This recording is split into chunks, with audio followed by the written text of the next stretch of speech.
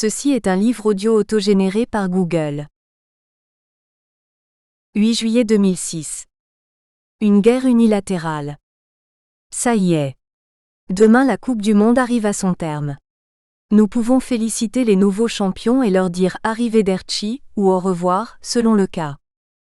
Maintenant les gens peuvent retourner à des sujets moins importants, comme les assassinats et destructions quotidiens, le soldat capturé, les tirs de fusée Qassam et autres faits en relation avec l'invasion de Gaza. La définition même de l'opération pose déjà un problème. Le chef du commandement de la zone sud d'Israël, le général Yoav Gallant, parle de guerre, ainsi que les médias. Est-ce vraiment une guerre ?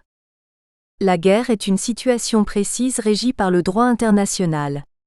Elle a lieu entre ennemis qui ont l'obligation de respecter un certain nombre de règles de base. Mais le gouvernement israélien affirme qu'il n'a pas en face de lui un ennemi avec des droits, mais des terroristes, des criminels et des gangs. Et ceux-ci bien sûr n'ont aucun droit. Dans une guerre, il y a des prisonniers de guerre.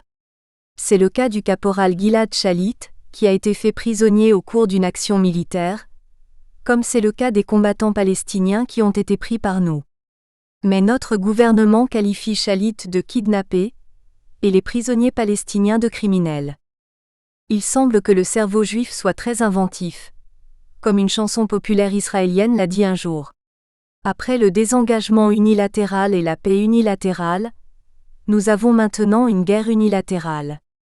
Une guerre dans laquelle un seul côté, le plus fort, jouit de tous les droits d'une partie belligérante, alors que l'autre, le plus faible, n'a pas de droit du tout. Une guerre doit avoir un objectif. Quel est l'objectif de cette guerre ? Comme l'invasion de l'Irak par George Bush, l'invasion de Gaza par Ehud Olmert a un objectif qui change de jour en jour. Elle a démarré comme une opération pour délivrer le caporal Shalit. Comment libérer un soldat qui a été fait prisonnier par des organisations clandestines, dont les localisations sont inconnues? Comment le libérer par la force sans mettre sa vie en danger? L'armée a une solution, c'est la même à chaque fois et pour chaque problème, employer la force massive. Si nous conquérons, tuons et détruisons de plus en plus, le moment viendra où les Palestiniens ne supporteront plus de souffrir et demanderont que les combattants clandestins relâchent le soldat capturé. Inconditionnellement. C'est ce que l'on pourrait appeler le principe de Harris. Dans la Seconde Guerre mondiale, le général de l'armée de l'air britannique Arthur Harris, bombardier Harris, avait promis de mettre l'Allemagne à genoux en réduisant ses villes à l'état de ruine. Les Allemands ont parlé d'attaques terroristes. L'une de ces villes, Dresde, parmi les plus grandes et les plus belles d'Allemagne, a été totalement rasée. Dans l'énorme déflagration, entre 35 000 et 100 000 civils ont été mortellement brûlés. Il a été impossible de dénombrer les victimes après l'incendie dévastateur. Mais, contrairement à la promesse d'Harris, le moral des Allemands n'a pas sombré. L'Allemagne n'a capitulé qu'après que la dernière maison allemande eût été prise par les fantassins. La population palestinienne elle aussi tient bon, malgré l'atroce situation qui lui est faite. Elle demande, presque unanimement, que les soldats ne soient pas relâchés par leurs ravisseurs s'il n'y a pas de libération de prisonniers de guerre palestiniens. Aussi, après avoir visé la libération du prisonnier, la guerre a un nouvel objectif, mettre fin aux tirs de fusée Qassam. À première vue, cela semble facile. Il suffit d'occuper les zones à partir desquelles les roquettes peuvent être tirées en direction de Sderot ou d'Ashkelon. Mais c'est une tâche de Sisyphe. L'opération peut très bien aboutir à une réduction temporaire des tirs. Mais les commandants de cette opération eux-mêmes admettent que les tirs reprendront, et probablement augmenteront, jusqu'au moment où l'armée se retirera. Presque personne ne veut que l'armée se réinstalle à Gaza. Les Israéliens ont assez expérimenté le fait d'être dans le bourbier de Gaza pour accepter d'y être aspirés de nouveau. Le ministre du Logement Chitrit a un remède: retourner à Gaza même 1000 fois. Le ministre de la Défense Peretz parle du prix lourd qui sera exigé des Palestiniens. Un prix si élevé que les Palestiniens eux-mêmes mettront dehors les tireurs de fusée Qassam. C'est le point de vue du chef d'état-major. Au lieu du bombardier Harris, le destructeur Al-Quds. Ce n'est pas un hasard si tous les deux sont issus des forces aériennes. Si l'arrêt définitif des tirs de fusée Qassam n'est pas possible, quel objectif de guerre reste-t-il? Un seul: provoquer la chute du gouvernement palestinien. Voyez, c'est le principe Harris. Comme tous les événements qui ont marqué les 120 années du conflit entre les sionistes et les Palestiniens, celui-là aussi marque la conscience des deux peuples de façon très différente. Pour la plupart des Israéliens, c'est un nouveau chapitre dans la longue guerre contre le terrorisme palestinien. Encore une fois, nos braves soldats sont obligés d'affronter les horribles meurtriers palestiniens, qui ont pour seul but de nous jeter à la mer. Encore une fois, nous combattons parce qu'il n'y a pas d'alternative. Comme l'a dit un jour dans une phrase célèbre Yitzhak Shamir, les Arabes sont toujours les Arabes et la mer est toujours la mer. Pour les Palestiniens, c'est la lutte héroïque de leur meilleur fils contre un ennemi cruel et déloyal. Une des plus puissantes armées du monde, dotée des armes les plus modernes, est déployée contre une poignée de combattants inexpérimentés avec des armes primitives. Avions de chasse, hélicoptères de combat, chars d'assaut, artillerie, bateaux lance-missiles, bulldozers blindés et jumelles pour vision de nuit, tout cela contre des kalachnikovs et des RPG, armes légères anti-tank. Une Masada palestinienne. La bataille entre milices palestiniennes est en train de céder la place à une nouvelle union nationale, contre l'ennemi commun. Déjà, la veille de l'opération, Ismail Haniyeh, du Hamas, s'était mis d'accord avec Mahmoud Abbas, du Fatah, pour accepter le document des prisonniers qui de facto reconnaît Israël à l'intérieur de la ligne verte. Maintenant, dans le feu de la bataille, des membres du Fatah réclament de rejoindre les combattants du Hamas dans la lutte contre l'envahisseur, et ce qui reste de l'influence d'Abbas est en train de disparaître. Si le gouvernement israélien met à exécution ses menaces publiques de tuer le Premier ministre palestinien et ses ministres, Hamas n'en sortira que renforcé. La place des martyrs sera occupée par de nouveaux dirigeants choisis parmi les combattants, et les Palestiniens serreront les rangs derrière eux. En Israël, le contraire peut se produire. L'opération peut parfaitement faire du mal au gouvernement qui l'a lancée. Le projecteur cruel de la crise jette une lumière crue sur ses membres, et cette lumière n'est pas du tout flatteuse. On a l'impression que parmi eux, il n'y a même pas une personne qui ne soit pas seulement un politicien sans envergure. Ehud Olmert est en train de préparer lui-même sa mort politique. Son interminable bavardage commence à irriter, d'autant plus qu'il ne contient que les clichés vides des années 1950. Nous ne céderons pas au chantage, le terrorisme ne l'emportera pas, l'ennemi veut nous annihiler, on ne pardonnera pas aux assassins, nous avons une armée merveilleuse, nous avons le bras long, etc., etc. Amir Peretz répète les slogans les plus terrifiants des pires de ses prédécesseurs. Il ne reste rien du dirigeant pour lequel nous avons voté hier seulement, celui qui allait promouvoir une révolution sociale, changer les priorités nationales, diminuer de façon drastique le budget militaire, nous rapprocher de la paix. Tout ce qui reste est un porte-parole, et pas le plus brillant du chef d'état-major. Si ma revue, Aola Mazeh, existait toujours, elle aurait certainement publié cette semaine un dessin humoristique montrant un perroquet perché sur l'épaule de Dana Lutz. Tzipi Livni, qui avait suscité tant d'espoir, a tout simplement disparu. Elle n'a aucun rôle dans ce drame. Elle n'a rien à dire, sauf les platitudes les plus banales. Comme Olmert, elle apparaît pour ce qu'elle est, une politicienne de droite qui suit les traces de son père de droite. Le vrai dirigeant d'Israël est Dana Lutz, un pilote de combat qui voit le monde au-dessous de lui à travers un viseur. Son seul concurrent est le chef des services de sécurité Yuval Diskin. Les chefs de l'armée et des services de sécurité décident ensemble de la marche de l'État d'Israël. Olmert est au mieux l'arbitre. Une remarque curieuse, les noms ne reflètent pas les caractères de ceux qui les portent. Ehud, aimé en hébreu, est en train de perdre sa popularité. Peretz, échappant, ne sort pas de la vieille politique sécuritaire. Livni, blanc, justifie les actions les plus noires. Et Lutz, pionnier, n'ouvre certainement pas la voie à quoi que ce soit de nouveau. Mais le nom le plus curieux appartient au commandant de l'opération, le général Galland. Dans les langues européennes, Galland signifie à la fois brave et chevaleresque. Comment tout cela va-t-il se terminer? Je pense qu'à la fin, il n'y aura pas d'autre alternative que d'obtenir la libération du soldat par un échange de prisonniers. Côté israélien, nous présenterons cette opération comme une grande victoire, parce que les Palestiniens se seront contentés d'un nombre de prisonniers inférieur à celui qu'ils avaient demandé au début. Les Palestiniens, quant à eux, seront fiers d'avoir obtenu une grande victoire, parce qu'Israël aura libéré des prisonniers après tous les slogans catégoriques commençant par jamais.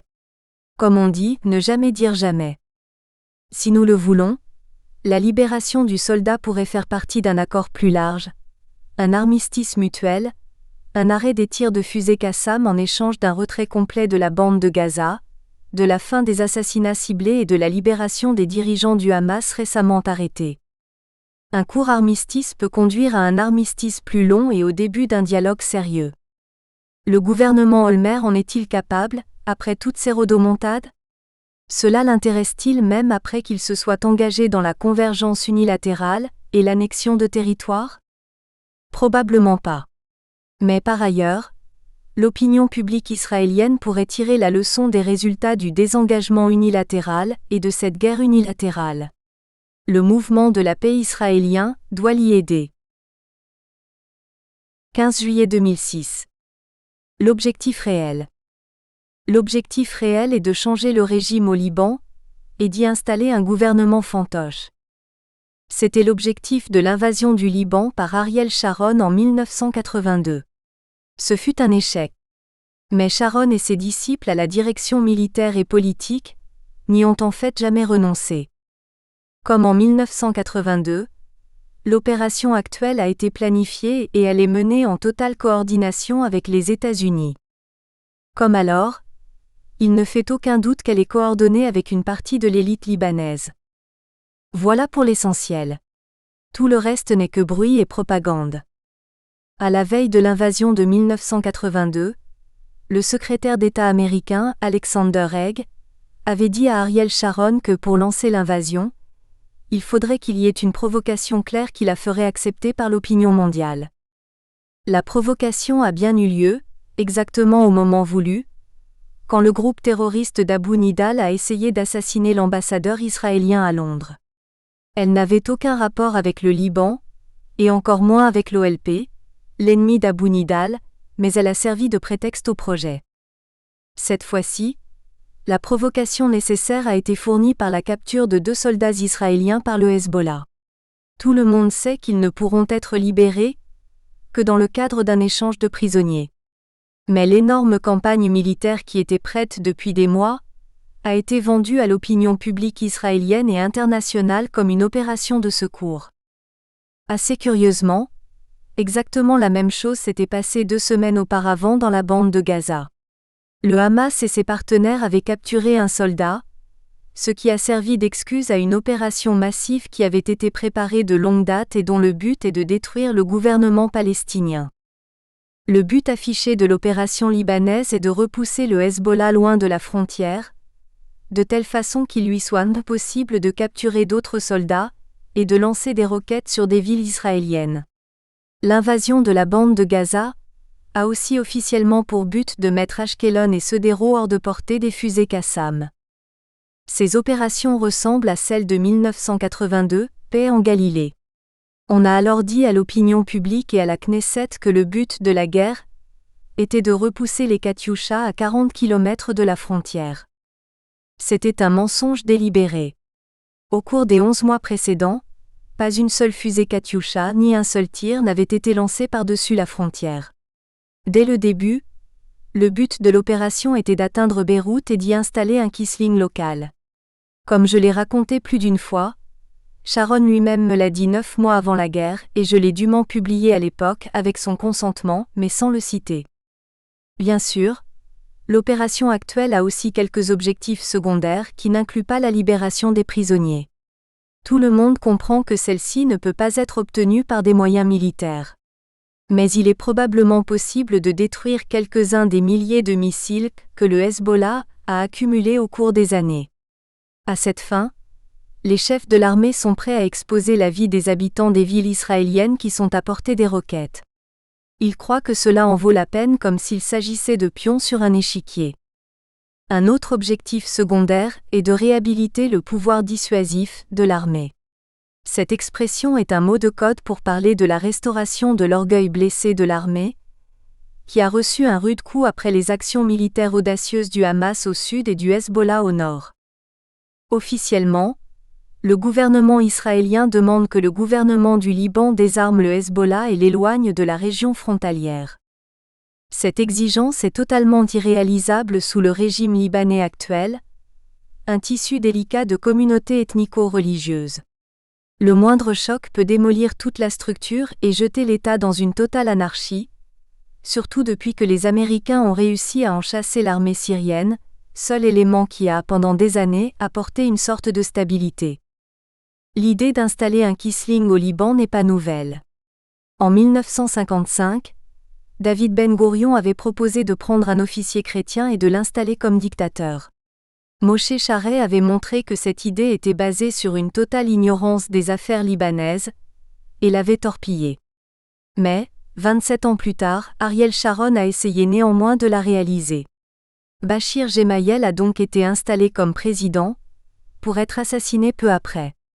Son frère, Amin, lui a succédé et a signé un accord de paix avec Israël, mais il a été chassé du pouvoir. Le même frère soutient aujourd'hui publiquement l'opération israélienne.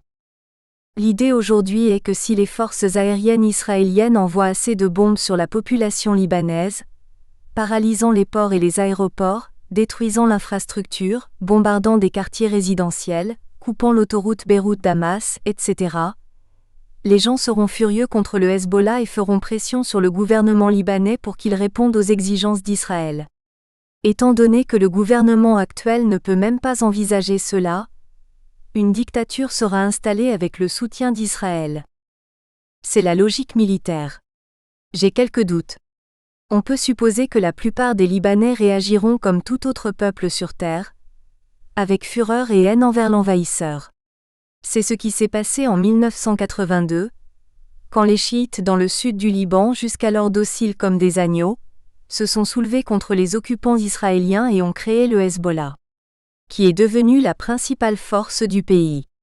Si maintenant l'élite libanaise est soupçonnée de collaboration avec Israël, elle sera balayée.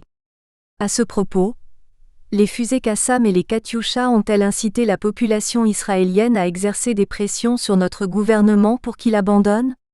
Au contraire. La politique américaine est pleine de contradictions. Le président Bush veut un changement de régime au Moyen-Orient, mais l'actuel régime libanais n'a été que récemment installé sous la pression américaine. Pendant ce temps, Bush n'a réussi qu'à briser l'Irak et à causer une guerre civile, comme prévu ici. Il peut obtenir la même chose au Liban, s'il n'arrête pas l'armée israélienne à temps. En outre, un coup dévastateur contre le Hezbollah peut soulever la fureur, non seulement en Iran, mais également parmi les chiites d'Irak, sur le soutien desquels reposent tous les plans de Bush pour un régime pro-américain. Alors quelle est la réponse ? Ce n'est pas un hasard si le Hezbollah a réalisé son opération d'enlèvement de soldats, à un moment où les Palestiniens appellent au secours. La cause palestinienne est populaire dans tout le monde arabe. En montrant qu'il est un ami quand on a besoin de lui, alors que tous les autres Arabes font lamentablement défaut, le Hezbollah espère augmenter sa popularité. Si un accord israélo-palestinien était conclu aujourd'hui, le Hezbollah ne serait plus rien d'autre qu'un phénomène libanais local, sans rapport avec notre situation. Moins de 3 mois après sa formation, le gouvernement Olmer-Peretz a réussi à plonger Israël dans une guerre sur 2 fronts, dont les buts sont irréalistes et dont on ne peut prévoir les résultats. Si Olmer espère être considéré comme Monsieur Macho, un Sharon puissance 2, il sera déçu. De même pour les tentatives désespérées de Peretz d'être pris au sérieux comme un monsieur sécurité influent. Tout le monde comprend que cette campagne, tant à Gaza qu'au Liban, a été planifiée par l'armée et dictée par l'armée. L'homme qui prend les décisions en Israël aujourd'hui est Dan Alutz. Ce n'est pas un hasard si le boulot au Liban est revenu à l'armée de l'air. Les gens ne sont pas enthousiastes sur la guerre. Ils y sont résignés, dans un fatalisme stoïque, parce qu'on leur dit qu'il n'y a pas d'alternative. Et en effet, qui peut dire le contraire ? Qui ne désire pas libérer les soldats kidnappés ? Qui ne veut pas éloigner les Katyusha et réhabiliter la dissuasion ? Aucun homme politique n'ose critiquer l'opération. excepté les membres arabes de la Knesset dont l'opinion juive ne fait pas cas. Dans les médias, les généraux règnent en maître, et pas seulement ceux en uniforme. Il n'y a presque aucun ancien général qui ne soit pas invité par les médias pour commenter, expliquer et justifier, tous parlant d'une seule voix. Par exemple, la chaîne de télévision la plus populaire d'Israël m'avait invité pour une interview sur la guerre, après avoir appris que j'avais participé à une manifestation anti-guerre. J'ai été très surpris. Mais pas pour longtemps. 1 heure avant l'émission, un organisateur du débat, confus, a appelé et dit qu'il y avait eu une terrible méprise. Il voulait en fait inviter le professeur Shlomo Avinri, un ancien directeur général du ministère des Affaires étrangères sur lequel on peut compter pour justifier, en langage diplomatique, tout acte du gouvernement quel qu'il soit. Inter arma silent musae, quand les armes parlent, les muses se taisent. Ou plutôt, quand les canons tonnent, le cerveau cesse de fonctionner. Et juste une petite réflexion. Quand l'État d'Israël a été fondé en pleine guerre, une affiche avait été collée sur les murs, tout le pays un front. Tout le peuple une armée. 58 ans ont passé, et le même slogan vaut toujours. Qu'est-ce que cela nous apprend sur des générations d'hommes d'État et de généraux? 18 juillet 2006. Arrêtez cette merde. Une femme émigrée de Russie se jette à terre, désespérée devant sa maison touchée par un missile, en criant en mauvais hébreu, « Mon fils. Mon fils. » Elle croyait qu'il était mort. En réalité, il n'avait été que blessé et conduit à l'hôpital. Les enfants libanais, couverts de blessures, dans les hôpitaux de Beyrouth. Les obsèques des victimes d'un missile à Haïfa. Les ruines de tout un quartier dévasté à Beyrouth. Les habitants du nord d'Israël fuyant vers le sud pour échapper aux Katyusha. Des habitants du sud du Liban fuyant vers le nord pour échapper à l'aviation israélienne. Mort, destruction. Souffrance humaine inimaginable. Et l'image la plus ignoble. George Bush, d'humeur joyeuse, assis sur sa chaise à Saint-Pétersbourg, avec son loyal serviteur Tony Blair penché sur lui et trouvant la solution du problème, vous voyez? Ce qu'ils doivent faire, c'est d'amener la Syrie à faire en sorte que le Hezbollah cesse de semer la merde, et ce sera fini. Ainsi parla le dirigeant du monde, et les 7 nains, les grands de ce monde, ont dit Amen. La Syrie? Mais il y a quelques mois seulement c'est Bush, oui, le même Bush, qui incitait les Libanais à chasser les Syriens de leur pays. Maintenant, il veut qu'ils interviennent au Liban pour imposer l'ordre? Il y a 31 ans, quand la guerre civile libanaise faisait rage, les Syriens ont envoyé leur armée au Liban, invités par qui? Par les chrétiens. À l'époque, le ministre israélien de la Défense d'alors, Shimon Peres et ses associés, ont provoqué l'hystérie en Israël. Ils ont demandé qu'Israël lance un ultimatum aux Syriens pour les empêcher d'atteindre la frontière israélienne. Yitzhak Rabin, le Premier ministre, m'a dit alors que c'était un total non-sens car ce qui pouvait arriver de mieux à Israël, c'était que l'armée syrienne se déploie le long de la frontière. Ainsi seulement le calme pourrait être assuré, le même calme qui régnait le long de notre frontière avec la Syrie. Cependant, Rabin s'est incliné devant l'hystérie des médias et a arrêté les Syriens loin de la frontière. Le vide ainsi créé a été occupé par l'ONU. Nous espérons que vous avez apprécié cet aperçu. Pour continuer à écouter ce livre audio sur Google Play Livres, utilisez le lien dans la description de la vidéo.